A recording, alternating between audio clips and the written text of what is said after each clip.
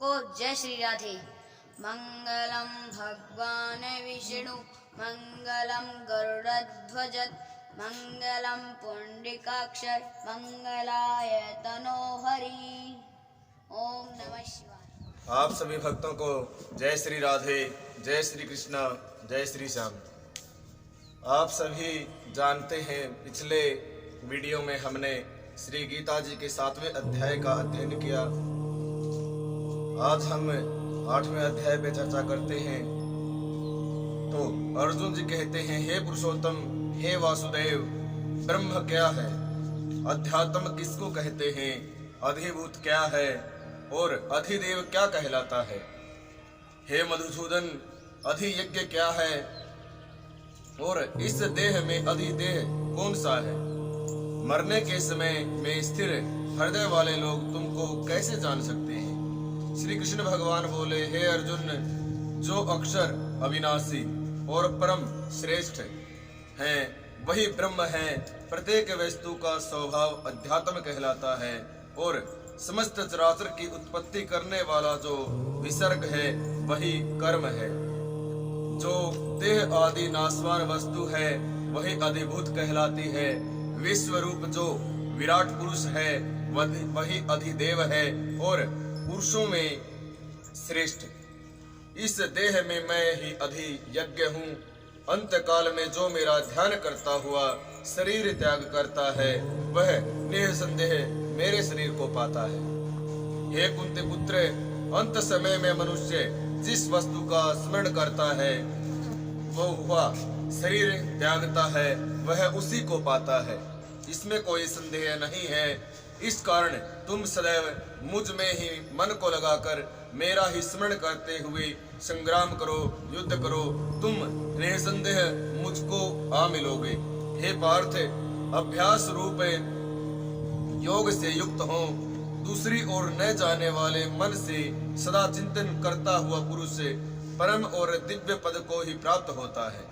अतएव जो अंत समय को में मन को एकाग्र कर भक्ति पूर्वक योगाभ्यास के बल से दोनों बाहों के मध्य भाग में प्राण को चढ़ाकर सर्वज्ञ अनादि संपूर्ण जगत को नियंता सूक्ष्म से भी सूक्ष्मतर सबके पोषक अचिंत्य स्वरूप सूर्य के समान प्रकाशवान तमोगुण से रहित परम पुरुष का ध्यान करता है वह उसको मिलता है।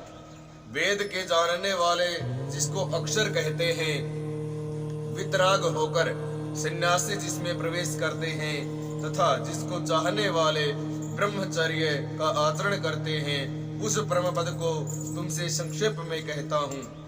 जो सब इंद्रिय द्वारों को रोक कर मन को हृदय में धारण कर प्राण को मस्तक में ले जाकर समाधि योग स्थित ओम अक्षर का उच्चारण करता हुआ जो देह को त्यागता है उसे मोक्ष रूप उत्तम गति प्राप्त होती है।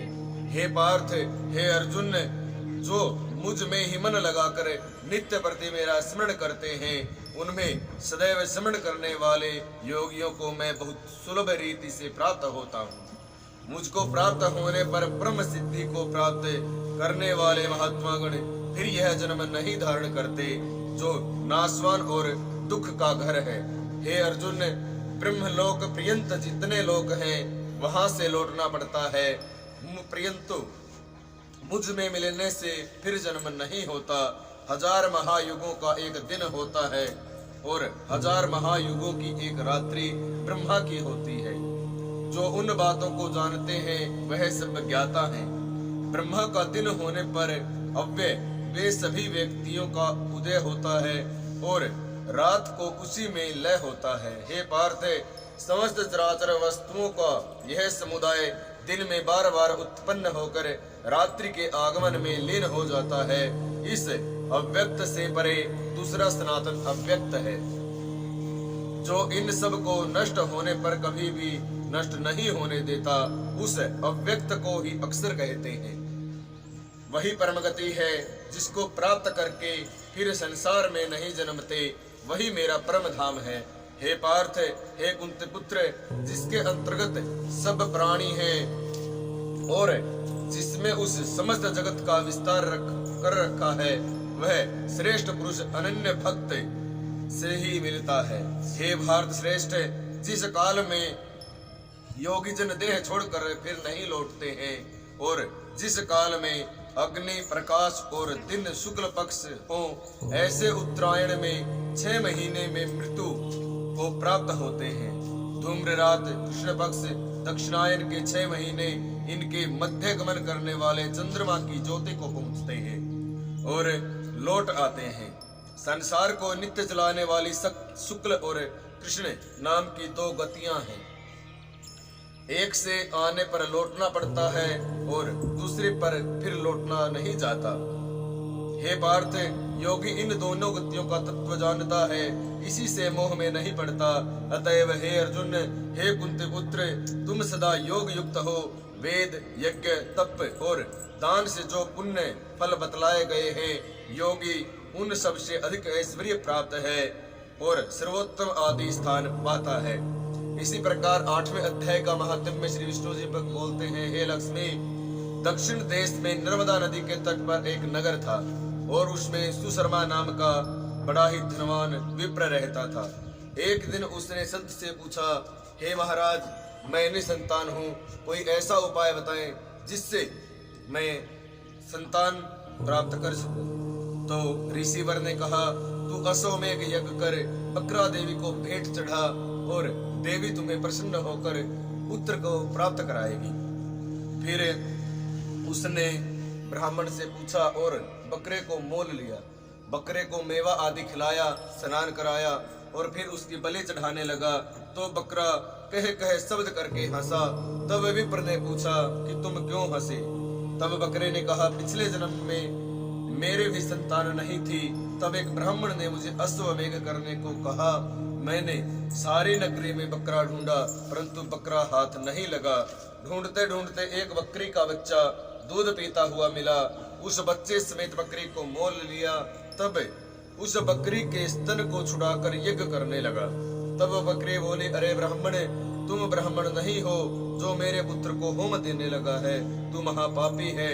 क्या यह कभी सुना है कि ब्राह्मण के प्राय पुत्र को मारने से किसी ने पुत्र पाया हो? तो ऐसा सुना उसने तो अपने संतान के लिए मेरे पुत्र को मारता है। वह बकरी बहुत कुछ कहती रही पर मैंने होम किया। तब बकरी ने श्राप दिया कि तेरा गला भी इसी भांति कटेगा। ऐसा श्राप देकर बकरी तड़प तड़प कर मर गई। फिर कुछ समय पश्चात मेरे साथ भी ऐसा ही हुआ और अगले जन्म में मैंने बकरे की देह पाई और मैं बहुत ही पछता रहा था तो मुझे एक बाजीगर ने मोल लिया। मैंने सोचा अब तो सुख की सांस मिलेगी, लेकिन अब तुम मुझे मारने चले हो, इसलिए मैं कह कह कर हंस रहा हूँ। तो बकरे ने कहा कि तुम्हारा कोई उद्धार नहीं कर सकता। तो ब्राह्मण ने पूछा, तो ऐसा क्या करूं जिससे मेरा कुछ भला हो, अच्छा हो? तो उसने बताया कि तुम किसी भी गीता पाठी ब्राह्मण को बुलाओ और 8वें अध्याय का पाठ करो और सुनो, तब जाके तुम्हें परम गति प्राप्त होगी, वैकुंठ धाम की प्राप्त होगी।